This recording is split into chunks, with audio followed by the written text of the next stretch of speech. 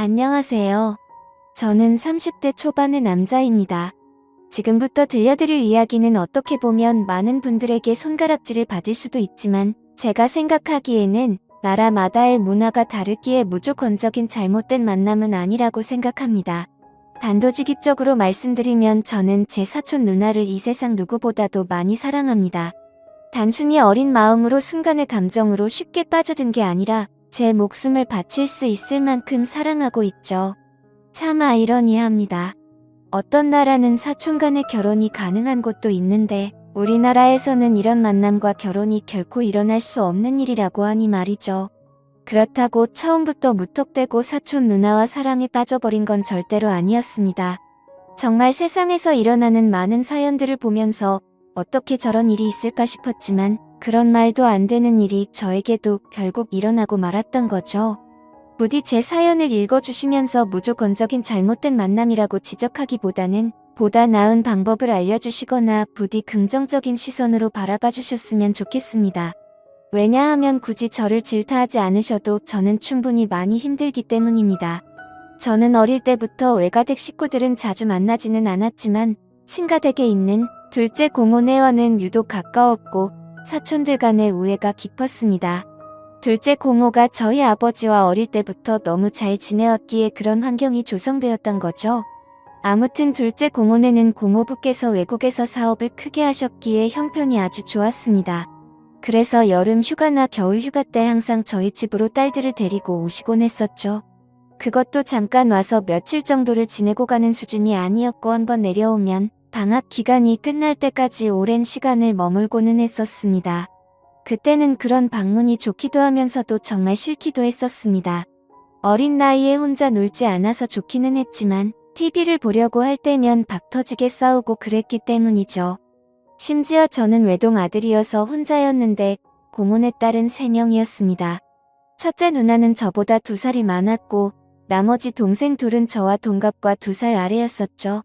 그래서 같이 친하게 잘 놀다가도 막상 싸우기만 하면 저 혼자 3명에게 둘러싸여서 엄청 울었던 기억이 나네요. 그리고 첫째 누나가 저보다 나이도 많았었고 그때 당시에는 누나가 저보다 키도 컸고 힘도 강했기 때문에 저는 말 한마디 대꾸도 할 수가 없었고 억울한 감정이 많이 들었습니다. 어떻게 보면 집주인이 손님한테 안방을 빼앗겨버린 그런 기분이었던 것 같네요. 아무튼 그렇게 몇 년 동안을 고모네 식구들한테 당하다 보니 저는 너무 짜증이 났었습니다. 학교를 다닐 때는 충분한 시간이 주어지지 않아서 실컷 놀지 못하다가 방학에 실컷 놀려고 하면 고모네가 와서 사촌들에게 제 놀이 수단을 모든 걸 빼앗겼기 때문이었죠. 지금 생각해보면 그때는 제가 사촌 누나보다 키가 커지고 힘이 강해지면 꼭 복수하리라고 이를 갈았던 것 같습니다. 그만큼 사촌 누나에 대한 증오와 분노심이 컸었던 거죠. 그런데 결국에는 제 바램과 달리 그런 복수는 이루어질 수가 없었습니다. 왜냐하면 그렇게 친하게 지내던 고모네는 고모부와의 상의 끝에 미국으로 이민을 가기로 했기 때문이었죠. 그렇게 저는 나름대로 평화를 쟁취하게 되었고 나이가 들어갈수록 그런 기억들은 희미해져 갔습니다. 물론 몇 년 동안 친남매들처럼 아주 가깝게 지냈었기 때문에 한 번씩은 연락을 주고받고는 했었죠. 하지만 고모네 첫째 딸인 사촌 누나와는 단 한 통의 연락도 주고받지 않았습니다. 왜냐하면 어릴 때 증오심이 쉽게 가시지 않아서 그랬던 건 아니었고 사촌 누나는 이민을 가서도 혼자서 어린 나이에 독립을 하게 되었고 자취를 했었다고 하더라고요. 그래서 굳이 따로 사촌 누나에게 연락하고 싶은 생각도 없었기에 자연스럽게 연락을 주고받지 않았던 거죠. 아무튼 그렇게 어릴 때 있었던 모든 기억들이 희미해질 만큼 시간이 흘렀고 저는 20살이 되었습니다.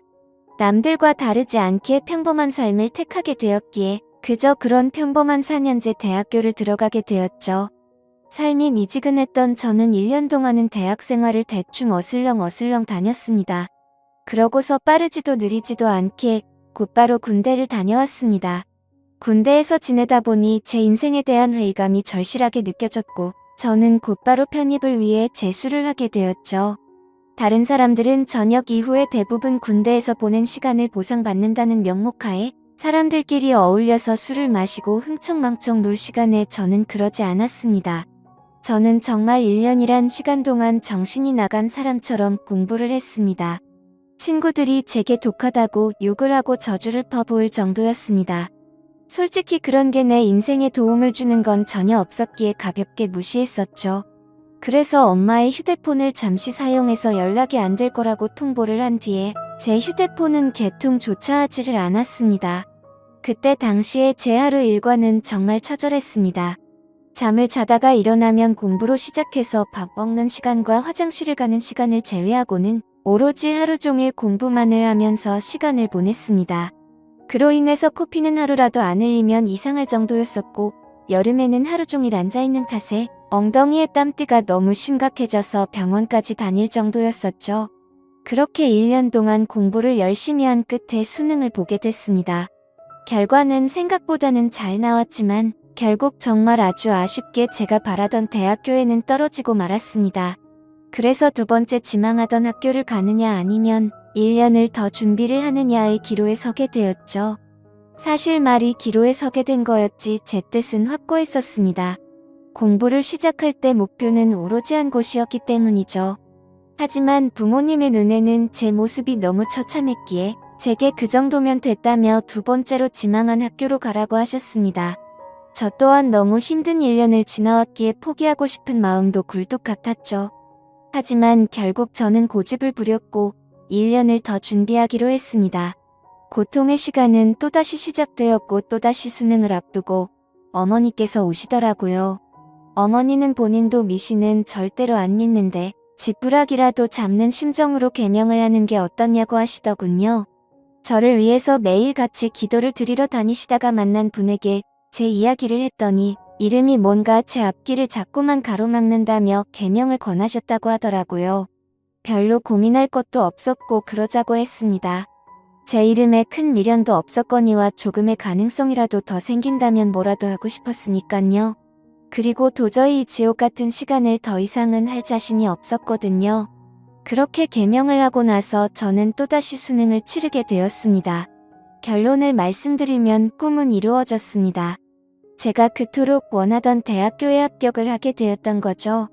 그래서 제 인생은 군대를 가기 전과 후과 정말 완벽하게 달라지게 되었습니다. 그저 그런 평범한 대학생에서 우리나라에서 가장 좋은 대학교의 학생이 되었으니깐요.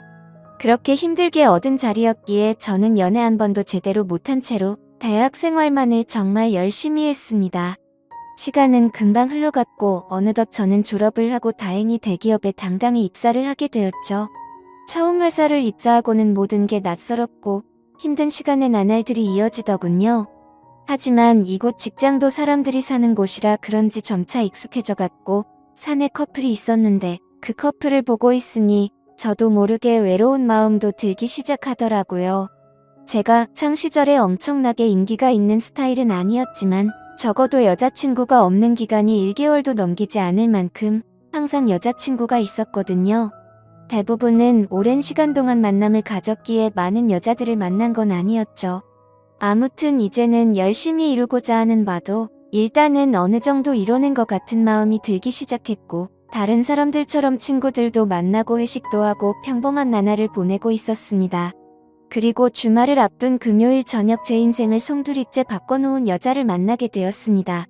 그날은 모처럼 회사를 마치고 친구들과 강남에 있는 술집에서 자리를 가졌고 술에 취한 나머지 평소에 거들떠도 보지 않던 감성주점의 술집으로 향했습니다.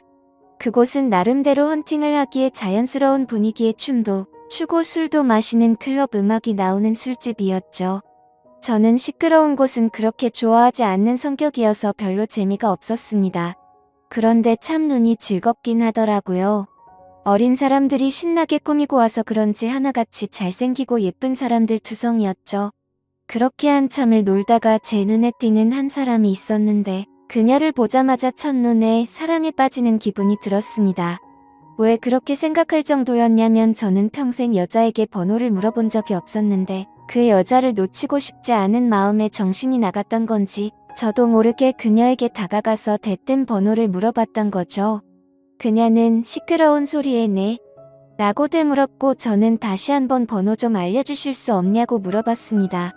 그러자 그녀는 죄송한데 남자친구가 있다며 정중하게 거절을 하더라고요.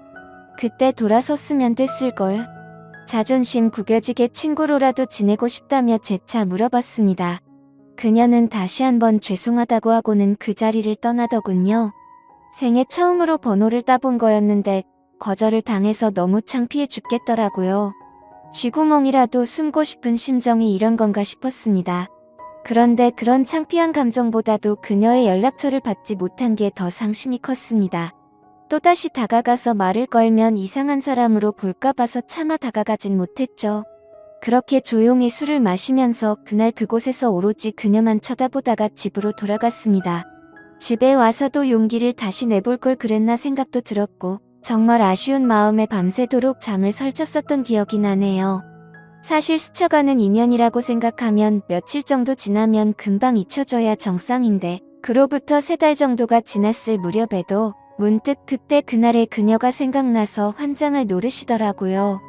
해변가에서 모래벌판에서 바늘 찾기라도 하는 심정으로 3달 사이에 10번도 넘게 그곳에 다시 가봤었습니다. 하지만 결코 다시 마주칠 수가 없어서 운명이 아닌가 보다 하고 포기하고 있었죠.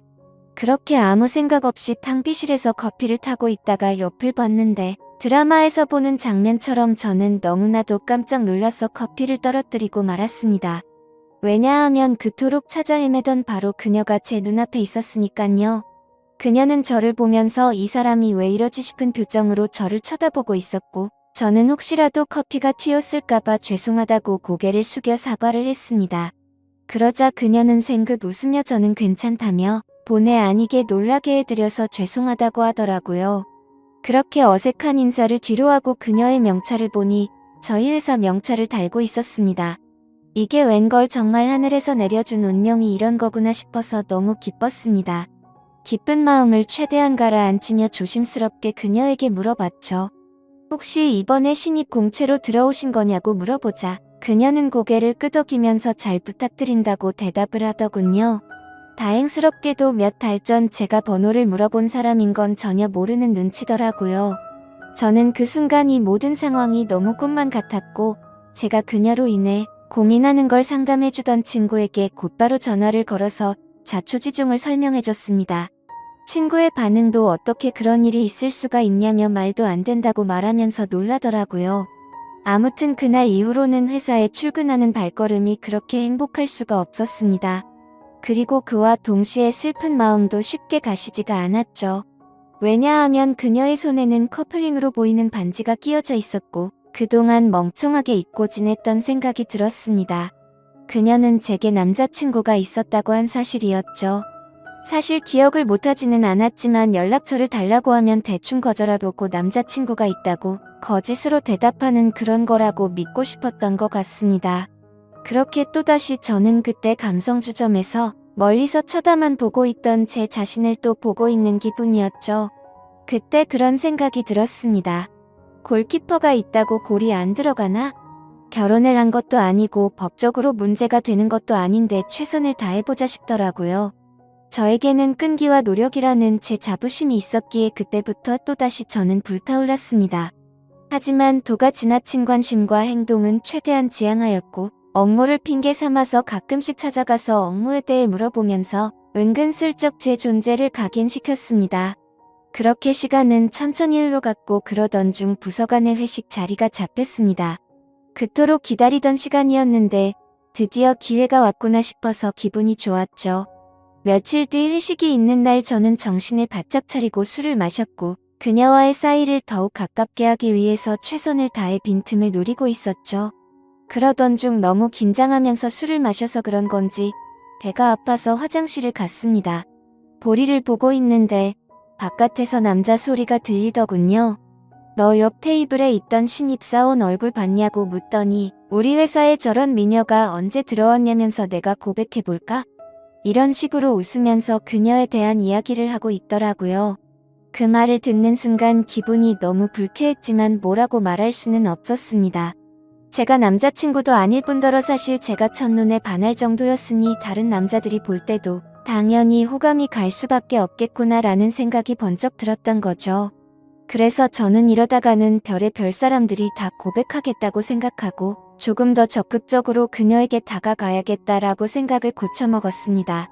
결국 사람들이 너무 많이 모여있던 회식 자리에서는 도저히 가까워지기가 어려워서 목적 달성에 실패했고, 그날 이후로는 조금 더 적극적으로 그녀에게 다가가려고 마음을 먹고 출근을 했죠. 멀리서 그녀가 혼자서 탕비실을 들어가는 모습을 보게 되었고, 저는 심호흡을 하고는 그녀를 따라서 탕비실로 들어갔습니다. 그런데 마침 탕비실에서 나오던 그녀의 커피가 제 와이셔츠에 쏟겨버리고 말았던 거죠. 순간적으로 깜짝 놀라긴 했지만 이게 무슨 횡재냐 싶었습니다. 그녀는 너무 깜짝 놀라면서 죄송하다면서 어떡하냐고 발을 동동 굴리는데 그 모습조차 너무 귀엽더라고요. 당황해하던 그녀는 제 옷을 빨아서 드라이 클리닝까지 해서 가져다 드릴 테니 자신에게 달라고 하더군요. 그래서 저는 탈의실에 있던 와이셔츠로 갈아입고서 점심시간에 맞춰서 그녀에게 제 셔츠를 전해줬습니다. 그녀는 금방 새 옷처럼 세탁해온다고 말하길래 그러지 말고 점심시간인데 같이 나가서 식사하고 맡기자고 했고, 그녀와 저는 처음으로 둘이서 밥을 먹으러 나갔습니다. 밥을 먹으러 나란히 앉아있는데 기분이 너무 좋았습니다. 마치 연인이 데이트하러 나와서 밥을 먹는 기분이 들었기 때문이었죠. 그녀는 또다시 자신의 잘못을 사과하면서 어쩔 줄 몰라 하길래 저는 그렇게 죄송하면 부탁 하나만 들어달라고 말을 했습니다. 무슨 부탁이냐고 물어보는 그녀에게 오늘 술 한잔 마시고 싶은데 친구들이 전부 약속이 있다고 해서 시간 괜찮으면 회사 마치고 술이나 한잔 사주면 안 되겠냐고 물어봤죠. 그녀는 잠깐 망설이더니 제 생각을 아는지 모르는지 알겠다면서 그러겠다고 대답을 하더라고요. 대답을 듣자마자 기분이 너무 좋았습니다. 생각하지도 못한 사고로 인해서 둘이서 밥도 먹고 술도 마실 수 있었으니 말이죠. 그렇게 그녀와의 단둘이서 먹는 첫 식사를 끝마치고 같이 세탁소에 들려서 옷을 맡기고는 퇴근 후 다시 그녀와 단둘이서 만났습니다. 그녀에게 배고프지 않냐며 뭘 좋아하냐고 물어보자 제가 먹고 싶은 곳으로 가자고 대답을 하더군요. 그래서 어디로 갈지 고민하는 척을 했지만 사실 이미 그녀와 갈 곳은 정해져 있었습니다. 회사 근처에 자리하고 있는 고급스럽고 조용한 술집인데 분위기가 너무 좋아서 주말에는 예약도 안 되고 줄을 서야지 겨우 자리를 잡을 수 있을 정도로 인기가 많은 곳이었죠. 그날은 평일이었기에 저는 둘이서 조용히 있기 위해 조용한 창가 쪽으로 미리 예약을 해두었지만 괜히 그녀에게 제 속이 보일까 봐서 종업원에게 자리가 없는 척 그곳으로 안내해달라고 미리 부탁을 해두었습니다. 그녀와 저는 술집으로 들어갔고 카운터에 있던 종업원은 제가 말했던 색상의 넥타이를 보고는 저와 서로 눈빛으로 신호를 주고받았고 미리 약속해두었던 창가 쪽에 제일 조용한 곳으로 자리를 안내해주더군요. 그녀는 자리에 앉자마자 이렇게 좋은 곳은 한국 들어오고서 처음 와본다며 좋아하더라고요. 그 말을 듣고 한국에서 지낸 게 아니냐고 물어보자 이민을 가서 학창시절을 다 미국에서 보냈다고 대답을 했고 이 회사에 입사를 하기 위해서 몇 달 전에 한국으로 들어온 거라고 말하더군요. 그래서 굳이 왜 미국에서 회사를 다니지 않고 우리나라로 들어온 거냐고 물어보자 오랫동안 미국 생활을 했는데 본인은 우리나라에서 살고 싶었다고 하더라고요. 그렇게 저는 두근거리는 마음을 최대한 드러내지 않으면서 자연스러운 대화를 이어갔고 술이 점점 취해가게 되자 그녀와 저는 서로가 농담도 주고받을 정도로 점점 가까워지고 있었습니다. 그러다가 저는 술 기운을 빌려서 그녀에게 적극적인 자세로 물어봤죠. 손에 낀 반지는 커플링인 것 같은데 한국에 들어온 지 얼마 안 됐을 텐데 남자친구는 한국에 있는 건지 미국에 있는 건지 물어봤습니다. 그녀는 손가락에 있는 반지를 만지더니 웃으면서 대답했습니다. 이거 미국에서 저희 아버지가 선물해 준 거라고 하더라고요.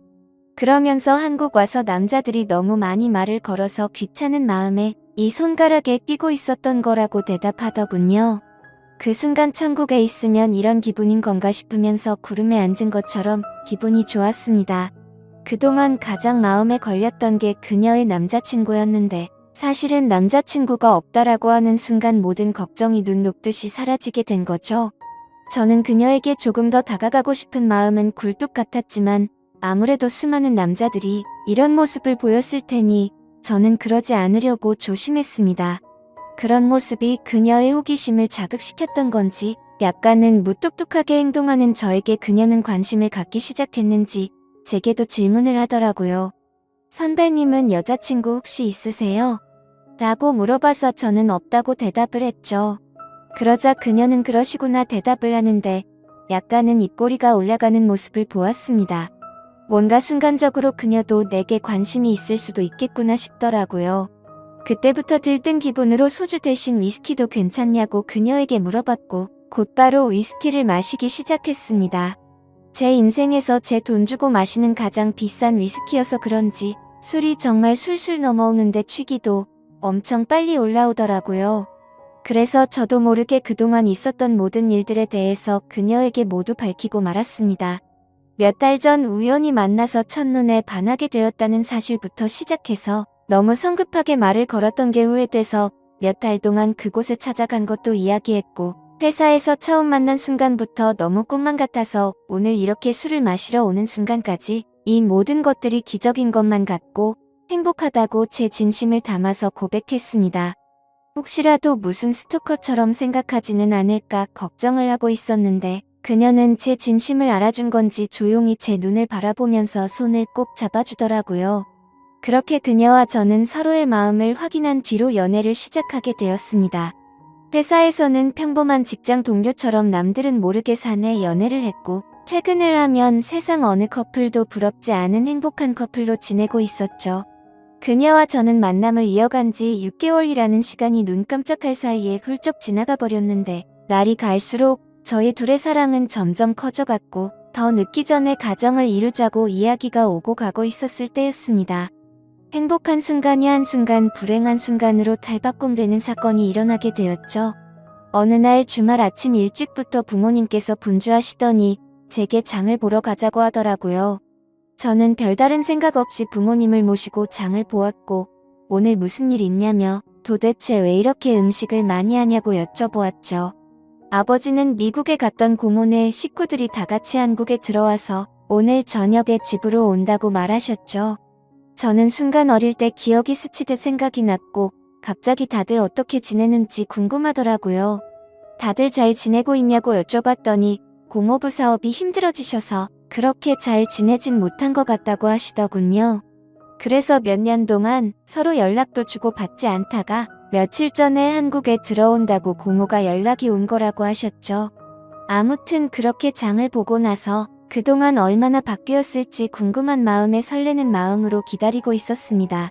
비록 15년 가까운 시간을 한 번도 보지는 못했지만 어릴 때 기억은 어렴풋이 남아 있었으니 말이죠.